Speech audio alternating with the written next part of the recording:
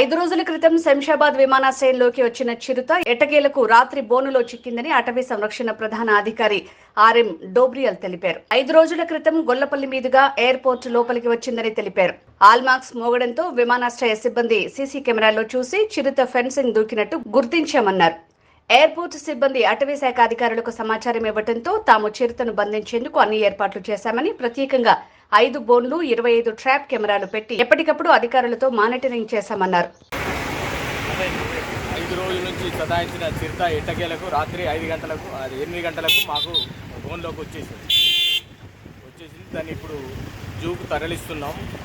1 day దాన్ని వైద్య పరీక్షల నిమిత్తం జూలో ఉంచి తర్వాత 1 డే తర్వాత రేపు మధ్యాహ్నం కల్లా అమరాబాద్ ఫారెస్ట్ తీసుకుపోయి వదిలేస్తాం.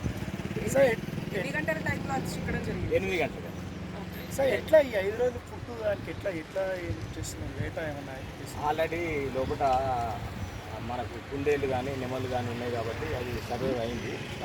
రాత్రి మాత్రం మేము మాంసం మేక పెట్టాం కాబట్టి లోపల బోన్లో పెట్టాం కాబట్టి బోన్ చుట్టూ తిరిగి తర్వాత బోన్లోకి వెళ్ళింది. ఆటోమేటిక్గా డోర్ పడ్డది. అంటే ఎక్కడ ఎగ్జాక్ట్గా లొకేషన్ ఎక్కడ సార్? అది ఎంత దూరం ఉంటుంది? దాదాపు 2 కిలోమీటర్స్ ఉంటుంది. రన్వే నుంచి 2 కిలోమీటర్స్ ఉంటుంది. అది ఒక చిన్న హిల్లక్ ఉంది. ఆ హిల్లక్ ఏరియాలో ఒక బోన్ పెట్టాము. ఆ బోన్ లోపల చుట్టూ గ్రాస్ ఉంది కాబట్టి అది సెక్యూరిటీ ప్లేస్ ఉంది.